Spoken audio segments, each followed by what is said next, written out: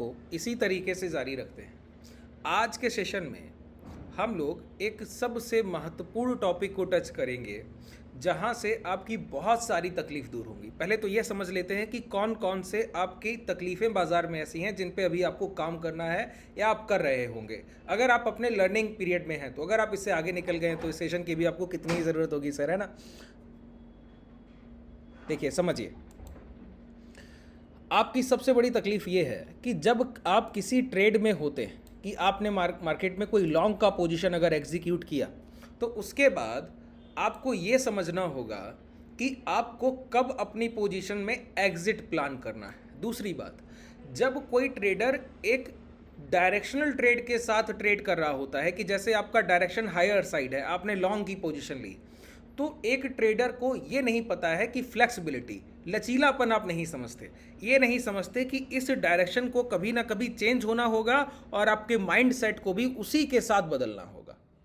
मैंने क्या कहा, इस ट्रेंड को अगर कोई प्राइस हायर हाइस के मोमेंटम में है तो वो हायर हाइस का मोमेंटम कभी ना कभी चेंज ज़रूर होगा। तो आपको ये समझना होगा कि कब इस मोमेंटम में चेंजमेंट आ रहा है। दूसरी बात, जब भी चेंज आएगा तो अगर आप लॉन्ग की पोजीशन में हैं तो आपको एग्जिट प्लान करना है। एग्जिट प्लान करने के बाद आपको फिर न्यूट्रल बिहेवियर में जाना है, ना तो आप हायर साइड सोच सकते हैं ना लोअर साइड। अब कई सारे ट्रेडर इस माइंडसेट से जुड़े ही नहीं हैं। मैं आपको दावे से बोलता हूँ, बहुत सारे ऑप्शन बायर्स क्या काम करते हैं इस बाज़ार में, मैं आपको बताऊँ। बहुत हार्ड ट्रूथ है सर, बहुत कड़वा है, लेकिन सुनना इस वजह से चाहिए कि कम से कम अगर आप कर रहे हैं तो बंद कर दीजिए, मत कीजिए ऐसा काम। आप अपने डीमेट्स का पैसा सर खा जाएंगे और वो पैसे से, देखिए बाज़ार में अगर कोई व्यक्ति रुक सकता है तो उसके लिए पहला काम है सेव योर कैपिटल। अपने पैसे को बचाइए, जो भी आपके इन हैंड मनी है उसको गवाइए मत। इस तरीके से तो बिल्कुल मत गवाइए कि किसी के कहने पर आप खरीदारी या बिकवाली करें। कम से कम अपनी समझ रखिए कि आपका पैसा है, कम से कम आप खुद की खरीदारी खुद करें, खुद की बिकवाली खुद करें सर। इतना काम तो आपकी जिम्मेदारी बनती है, अपने आपका पैसा है सर, ठीक है।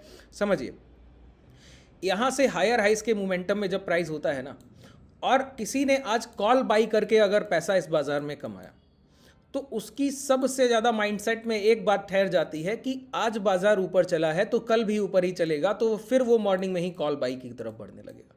अगर कल भी बाई चांस उसका पैसा कॉल बाइंग में बन गया तो अगले दिन वो और बड़ी क्वांटिटी, जो प्रॉफिट है वो और जो उसका इनिशियल कैपिटल था वो, उस सभी क्वांटिटी से ट्रेड करेगा और फिर कॉल बाइंग की तरफ ये अपॉर्चुनिटी ढूंढेगा। लेकिन बाजार का एक नियम है, बाजार कभी भी एक डायरेक्शन को बहुत समय तक फॉलो नहीं करता। ट्रेंड तो ऐसी चीज़ है कि बदलती रहेगी, और जब आप कॉल बाइंग कर रहे हैं इसका मतलब है कि ट्रेंड आपके फेवर में हो, उसके बावजूद कहीं थोड़ा सा रिट्रेसमेंट भी हो गया तो भी आपका घाटा चला जाएगा। इस चीज़ को ट्रेडर नहीं समझता है। बस मैं आपको इसी दोहराव से निकालना चाहता हूँ। एक लाइन को याद रखिए, मैं क्या बोलता हूँ, वन टाइम वन माइंडसेट। एक समय पर आपकी ट्रेडिंग की प्रकृति एक होनी चाहिए। अगर आप लॉन्ग कर रहे हैं तो आपको पता होना चाहिए जब तक प्राइस मोमेंटम में है हमको सिर्फ लॉन्ग की अपॉर्चुनिटी ढूंढनी है। जहां पर वो मोमेंटम एंड होगा आपकी लॉन्ग की अपॉर्चुनिटी देखना खत्म। अब आप दोबारा से न्यूट्रल बिहेवियर रखेंगे और ये देखेंगे कि दोबारा ट्रेंड की शुरुआत कब होगी। ये बहुत ज़रूरी बात है आपके लिए।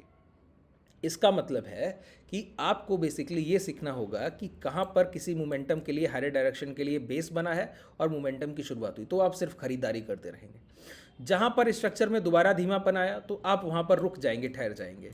अगर प्राइस चेंज हो गया, नीचे की तरफ कन्वर्जन हुआ तो आप फिर ट्रेंड के साथ लोअर साइड आएंगे। अगर प्राइस रिजम्पशन हो गया तो आप फिर ट्रेंड के साथ चलेंगे।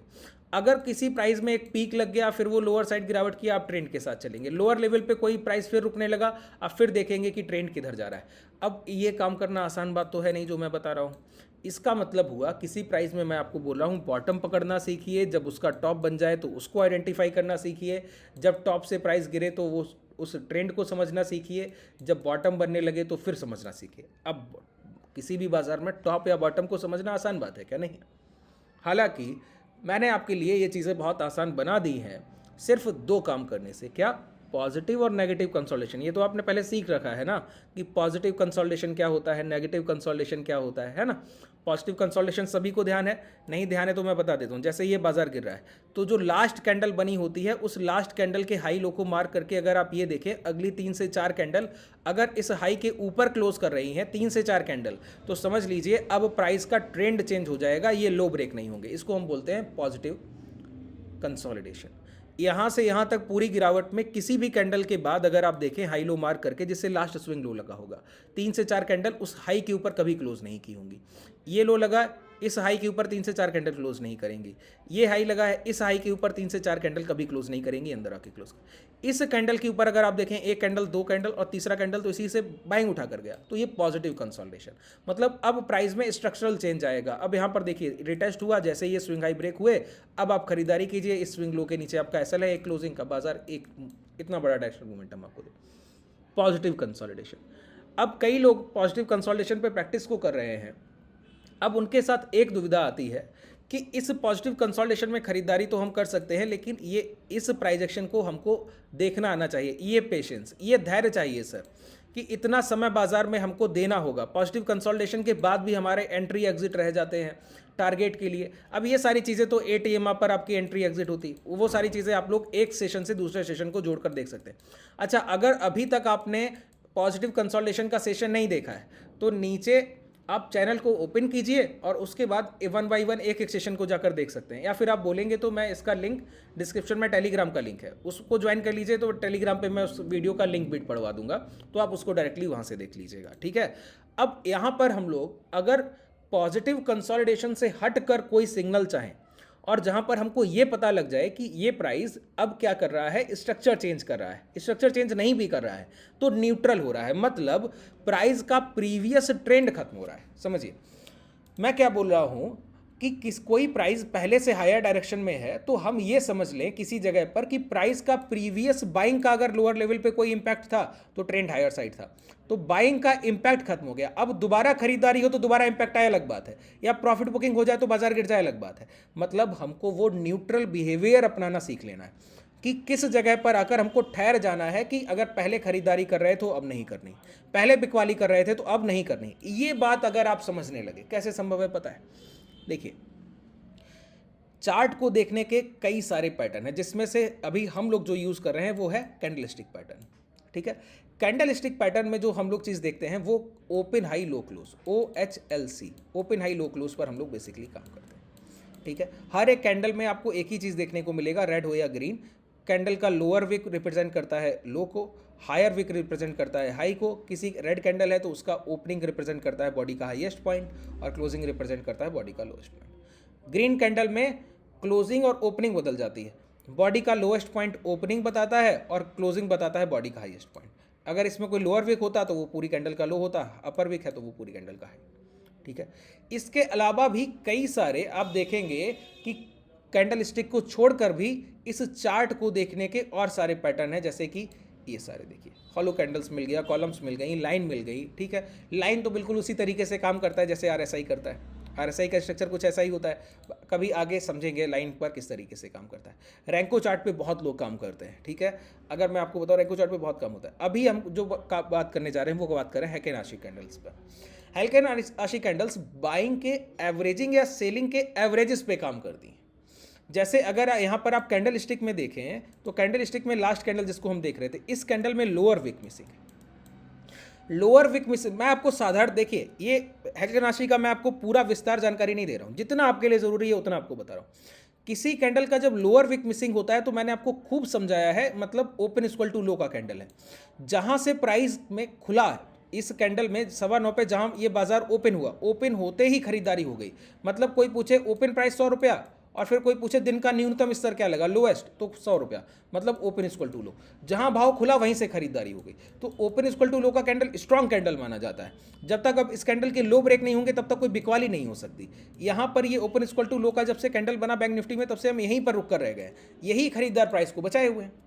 ठीक है, अब हैकेन आशी कैंडल्स में क्या होता है, जब वो एवरेजेस को एवरेजेस से कैलकुलेट कर रहे हैं तो हैकेन आशी कैंडल्स में जब प्राइस का, बहुत ध्यान से सुनिए, जब प्राइस डाउन ट्रेंड में होता है तो हैकेन आशी कैंडल्स में सिर्फ ओपन इक्वल टू हाई की कैंडल्स बनती हैं। ओपन इक्वल टू हाई ऐसा दिखेगा, बनता नहीं है, दिखेगा ऐसा कि ओपन इक्वल टू हाई की कैंडल बन रही, और जब तक ये प्राइस मोमेंटम में है सिर्फ ओपन इक्वल टू हाई की कैंडल बनेगी, जिस कैंडल में कोई अपर विक नहीं होगा, कोई अपर विक नहीं होगा। मतलब ट्रेंड डाउन साइड है, आप सिर्फ शॉर्ट करने की कोशिश कीजिए, बाजार में शॉर्ट करते रहिए। वो आप प्राइस एक्शन में कैंडल स्टिक पे करते हैं ना, कैंडल स्टिक पे ही कीजिए। जैसे यहाँ से देखिए 49,600 से यहाँ तक बिकवाली हुई 48,300 तक। अब ये इस बिकवाली को हम लोग क्या करें, हैकेनाशी में जाकर इस तरीके से, बहुत ध्यान से समझिए एक एक पॉइंट को, जितना बोलता जा रहा हूँ एक पॉइंट को। यहाँ से बिकवाली की शुरुआत हुई, आप देखिए जब ट्रेंड की शुरुआत हुई तो इस कैंडल में क्या है, और सभी कैंडल में अपर विक दिखेगा, इस कैंडल में नहीं दिखेगा, इस कैंडल में नहीं दिखेगा, इस कैंडल में नहीं दिखेगा, इस कैंडल में नहीं, इस कैंडल में नहीं, इस कैंडल में नहीं, इस कैंडल के बाद अब डोजी का फॉर्मेशन। डोजी का फॉर्मेशन हैकेनाशी कैंडल्स में ट्रेंड रिवर्सल होता है या रिजम्पशन होता है, ध्यान से समझ लीजिए।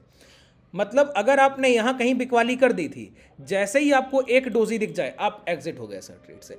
अब वही बात आ गई कि हमने ट्रेंड हायर साइड से, प्राइस ने कहीं कंसोलिडेशन किया और वहां पर ही हमने प्राइस को पकड़ लिया जैसे ही मोमेंटम की शुरुआत हुई। तो जहां तक ट्रेंड बायस चल रहा था, हर बार price open equal to high के बराबर कैंडल बनाकर गिरावट कर रहा था। ये मैं आपको उस तरीके से बता रहा हूं आपकी सहूलियत के लिए, नॉन टेक्निकल तरीके से, कि आप हैकेनाशी चार्ट्स को यूज करना सीख जाएं कि कैसे हैकेनाशी कैंडल्स को यूज करते हैं। एक जापानी फॉर्मेशन है, ठीक है, समझिए। यहां पर ये डोजी का फॉर्मेशन, मतलब अब जो बायस्ड मोमेंटम सेलर साइड चल रहा था, अब वो बिहेवियर, मतलब आपको पता लग गया कि ये बॉटम हो सकता है या बॉटम नहीं, तो जब दोबारा प्राइस में मोमेंटम की शुरुआत होगी, मतलब मोमेंटम तो खत्म हो गया, ये बात तय हो गई। मोमेंटम खत्म हो गया, ये बात बिल्कुल तय हो गई। अब यहां पर जब मोमेंटम खत्म होता है ना, तो यहां पर अगर एक डोजी या दो डोजी, तीन डोजी जो भी बनी, उन डोजी के हम हाई लो मार्क कर लेते हैं। मैंने क्या बोला, उन डोजीज के हम हाई लो मार्क कर लेते हैं। यहां पर इन डोजीज के अगर आप हाई लो मार्क कर लें तो ये डोजी सबसे ऊपर, ये हाई और ये लो। अब अगला मोमेंटम तभी होगा जब बाजार इस डोजी के हाई, मतलब इस लेवल के ऊपर एक अच्छी क्लोजिंग करे। अभी एक पहली कैंडल की क्लोजिंग मिली, अब जैसे ही अगर ओपन इक्वल टू लो की कैंडल के फॉर्मेशन से ये भी हाई ब्रेक हो जाए, यहाँ पर लॉन्ग कीजिएगा, बाजार आपको एक अच्छा मुनाफा। यहाँ पर आप गौर कीजिए, ओपन इक्वल टू हाई का candle, open equal to high का candle, open equal to high का एक डोजी के बाद एक बड़ा डोजी। यहाँ पर इस डोजी की हाई ब्रेक कर ये कैंडल कीजिए, यहाँ पर फिर डोजी मिला, बाहर हो जाइए ट्रेड से। यहाँ पर ये लो ब्रेक हुए, फिर एंट्री कीजिए, ये यहाँ पर फिर बाहर हो जाइए ट्रेड से। ये एक ट्रेंड देख करना है, ठीक है। एक डोजी हैकेनाशी में आपके लिए नॉन बायस्ड कैंडल है, जहां भी बने आप ट्रेड से बाहर। अब दोबारा से माइंडसेट न्यूट्रल, आपको टॉप या बॉटम मिल चुका है। अगर वो टॉप होगा तो प्राइस उस डोजी के लो ब्रेक करेगा, अगर वो दोबारा से रिजम्पशन होगा तो हाई ब्रेक करेगा, मतलब बीच में एक सपोर्ट एरिया बन गया। बात क्लियर हो गई। मैंने बहुत आसानी से आपको चीज़ों को बताया और कैसे उपयोग करना है वो मैंने सबसे पहले क्लियर किया आपको, ठीक है। इसके बावजूद अगर आपको हैकेनाशी में कुछ भी डाउट रह जाए, इस पूरे सेशन में कोई भी डाउट रह जाए, तो मुझे नीचे कमेंट सेक्शन में बताइएगा। मैं नेक्स्ट सेशन में आपके वो सारे डाउट्स क्लियर कर दूंगा, ठीक है। अगर आप हमसे जुड़ना चाहें तो डिस्क्रिप्शन में आपके पास कॉन्टैक्ट डिटेल है, टेलीग्राम कम्युनिटी का लिंक है। शुभ रात्रि, धन्यवाद।